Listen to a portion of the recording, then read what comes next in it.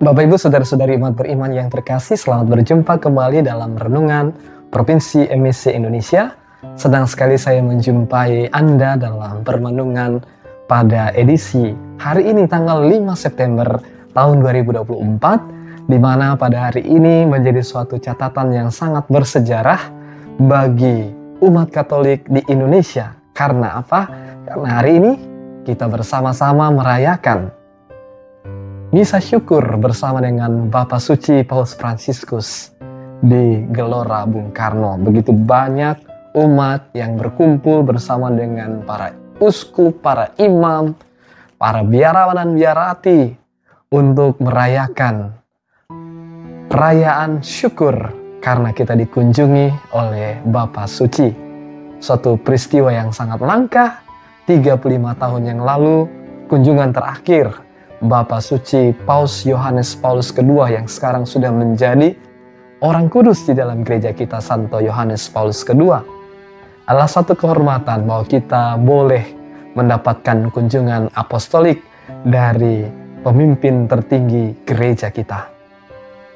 Bukan merupakan suatu kebetulan juga bahwa pada hari ini gereja juga merayakan perayaan fakultatif Santa Teresa dari Kalkuta. Jadi ada kesamaan dari pribadi-pribadi ini antara Paus Fransiskus dan juga Santa Teresa dari Kalkuta. Mereka hidup dalam semangat kerendahan hati, humility. Dan itu ditunjukkan oleh Bapak Suci Paus Fransiskus pada saat kedatangannya di Indonesia pada tanggal 3 September kemarin. Dia hanya menggunakan pesawat komersial seperti biasa pada umumnya, padahal dia adalah seorang kepala negara, sekaligus juga pemimpin tertinggi gereja. Dia bisa saja menggunakan fasilitas-fasilitas yang disiapkan oleh Vatikan, tetapi dia tidak menunjukkan hal itu. Kemudian dia juga datang di Indonesia hanya dijemput dengan mobil Innova, tidak dengan mobil yang mewah, dan juga tinggal bukan di hotel yang mewah, tetapi juga tinggal di kedutaan Vatikan.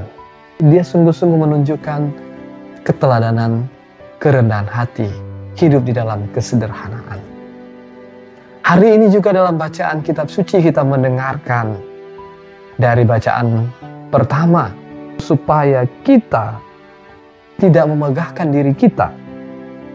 Janganlah ada orang yang memegahkan dirinya atas manusia, tetapi hendaklah dia memegahkan dirinya kepada Tuhan. Karena hidup ini adalah milik Tuhan.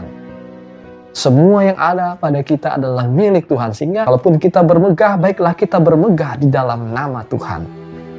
Nah, ini juga menuntut apa?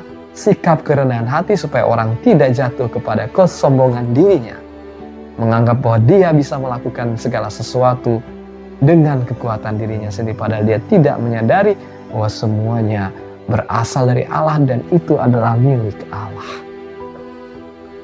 Bahkan juga dalam bacaan Injil bagaimana kita belajar dari Petrus yang mau merendahkan hatinya ketika Tuhan Yesus memberikan perintah kepadanya untuk menebarkan jalannya pada siang hari.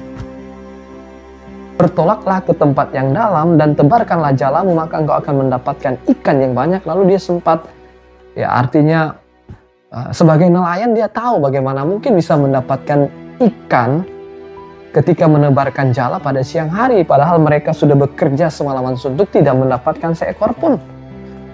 Secara logika, bagi mereka yang berprofesi sebagai seorang nelayan dan mereka tahu seluk-beluk bagaimana kalau hukum alam itu terjadi, tidak akan pernah mungkin kita bisa mendapatkan ikan ketika menebarkan jala untuk mendapatkan tangkapan yang banyak pada siang hari. Itu hanya mungkin terjadi ketika dilakukan pada malam hari. Tetapi sekali lagi, kemudian Petrus mengambil sikap untuk merendahkan hatinya. Karena engkau yang mengatakannya, maka aku akan melakukannya. Lalu ketika dia melaksanakannya itu dalam semangat kerendahan hati dan ketaatan untuk melakukan apa yang diperintahkan oleh Tuhan. Lihat apa yang terjadi, dia mendapatkan begitu banyak ikan. luar biasa. Bahwa Tuhan berkuasa atas alam semesta. Apa yang mustahil dalam pandangan manusia, dalam pikiran manusia, tetapi menjadi mungkin bagi Allah. Karena Dia berkuasa.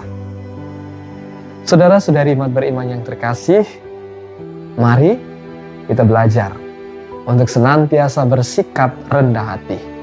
Humilitas.